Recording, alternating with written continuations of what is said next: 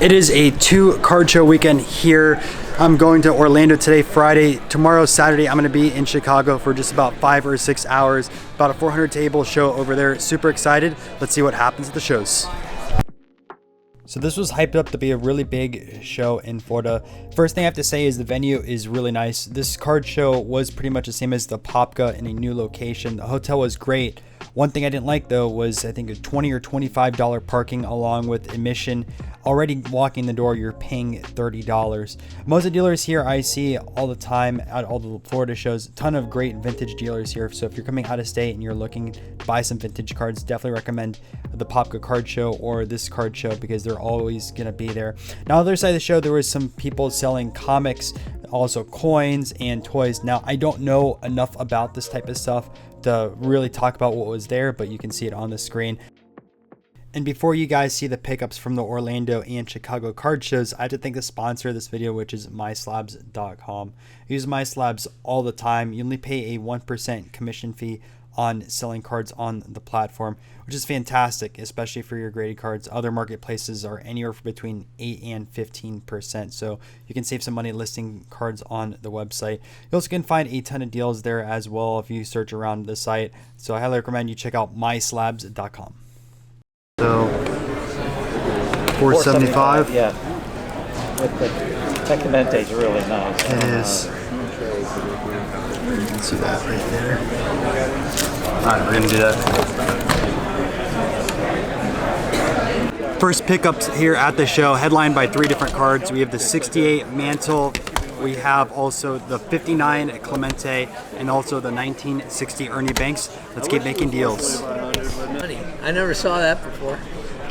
What are you gonna do with it? Another pickup here at the show is this 1953 Bowman Mickey Mantle. Super happy to add that to the collection. Last week I ended up buying a Topps one, but now compliments the Bowman. All right, so last week one of my friends was at the Clearwater card show and ended up buying 5 fake cards in slabs. So I kind of want to show you guys the difference because these fakes are really, really good. This card right here is the fake Michael Jordan. And take a look at this case from a distance. Looks pretty solid.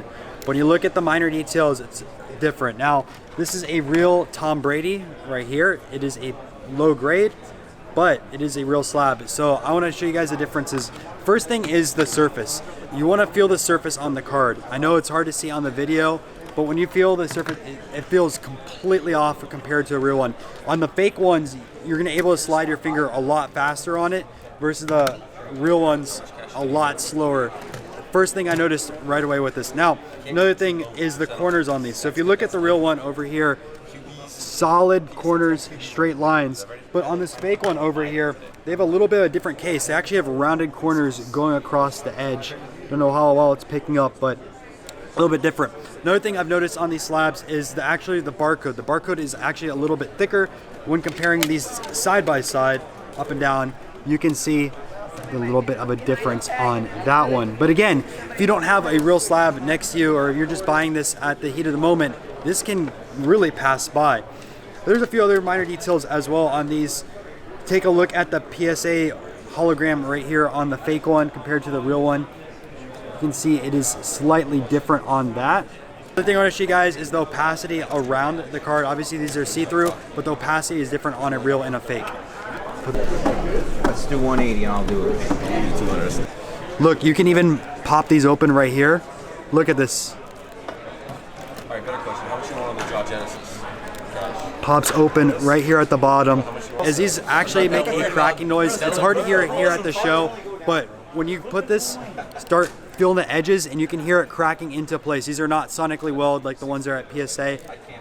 Just go around it like this. I mean, you can hear it easily. So that tells you this is a fake slab that someone created in their own back room. The other thing that a little bit concerned me is there's a fake Tom Brady rookie with foil. Now, if you watch my fake Tom Brady video, I mentioned how the fakes currently do not have any foil. They're very low reproduction cards. However, this fake right here has foil, and you can see that right above here and down below here. The scammers are doing a better job with that right now.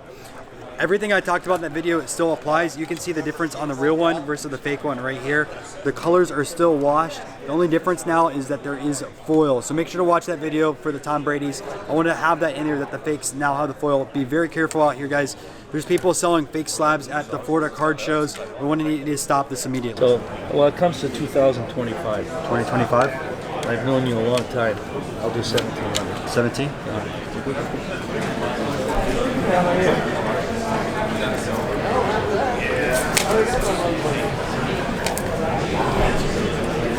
Got you? All right. Thank you. Good. Thank you.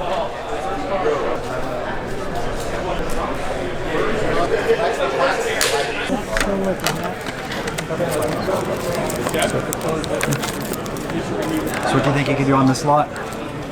See what we got.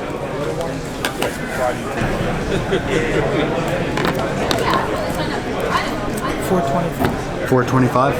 Look at this.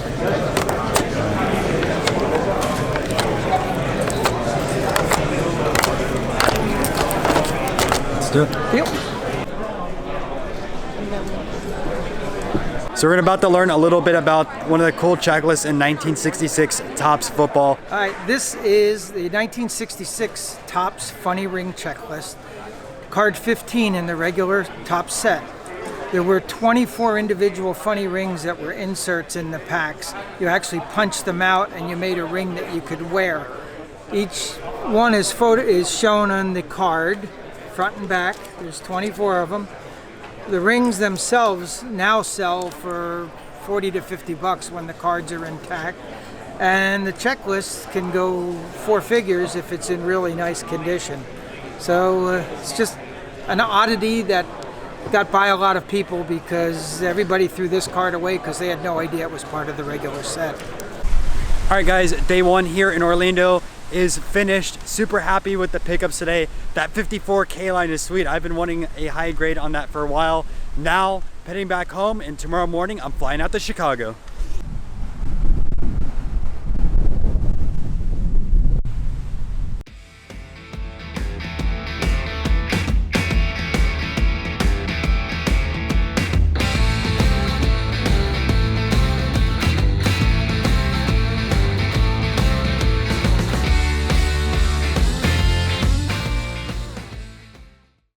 Now in Chicago, it is 10:40. About to Uber over to the convention center, but I'm seeing all over Twitter that there's an hour plus wait to get into the show, which is absolutely insane. Hope that's not the case. We only have about 5 hours at the show today.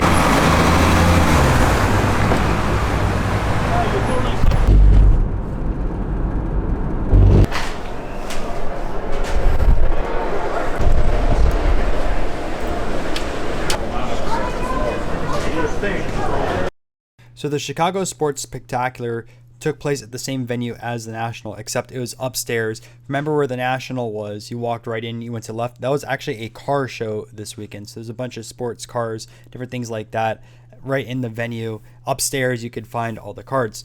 Now, the show reminded me a lot of Chantilly. It was really an autographed show with a card show attached to it. Probably 20% of the vendors here just had memorabilia for people to buy, to get signed by all the people signing there at the show.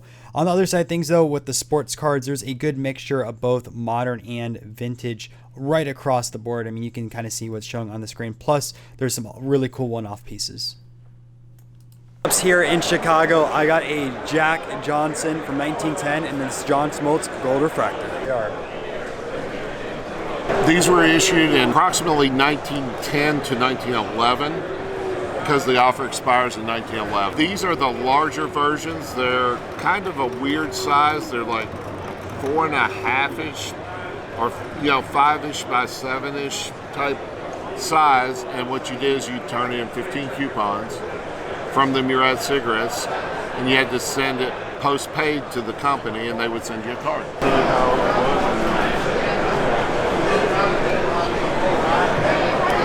That O-Pee-Chee lot, plus also the 1960 Sandy Koufax for $260. You don't often see O-Pee-Chee baseball cards here in America, so I couldn't pass up this offer. I'm here with Victor. He's going to talk about rookie cards. You need to make sure to check out his channel as well. Tons of content on that side. Hello everybody, Victor, the rookie card specialist on YouTube. bumped into Ryan here. He asked me to be on. I didn't even shave this morning, so apologize for the appearance, but really great show. And I was telling Ryan how in 2004 I sold everything that I had, unfortunately. So I'm coming to these shows trying to pick up some of the cards that I previously sold, like, for example, this one. I sold this one in 2004. Here I am repurchasing it. Great card to have. This bulk lot here for $290. It's headlined by a Mickey Mantle triple jersey bat and also a Clayton Kershaw rookie auto. I'm gonna show you guys it right now. The base balloons, Trevor's been going around like 2 Picked up the second-year Hank Aaron as a PSA 1.5, and then also a Joey Votto rookie as a PSA 9 for $250. I'm here with Bo. He's on Twitter as the 1 Million Cubs Project. He currently has 714,000 different Cubs cards. So do you want to tell me a little bit about your project, how it started, and where you see it going towards in the future? I started it probably, December. It's been going on 4 years. I accumulated 1 million cards total, and I wanted to get rid of them, but a lot of them were junk wax. So I wanted to trade some of my junk Cardinals, White Sox, Brewers cards and trade them for Cubs cards. You know, even though they're junk era Cubs cards, at least they serve a purpose in my collection. And then from there, almost immediately, it just took off like a rocket, and I'm at 714,000. By the end of this weekend, I've got some vendors that have 10,000 cards for me. I've got 5,000 sitting at home. So by the end of the weekend, I'll be at 730,000. July 2023 is kind of where I'm looking to hit that million. And I've got a short list of cards that I want to buy as the 1 million Cubs card. Another 50s pickup here at the show. This is a 1954 Ted Williams, which is actually his first ever Topps card. If you guys enjoyed this vlog, went to both Orlando and Chicago within the last 48 hours. Ton of great pickups for the vintage side of things. No card show vlog next weekend as I'm running a marathon, but in 2 weeks, back to Philly. We'll catch you there.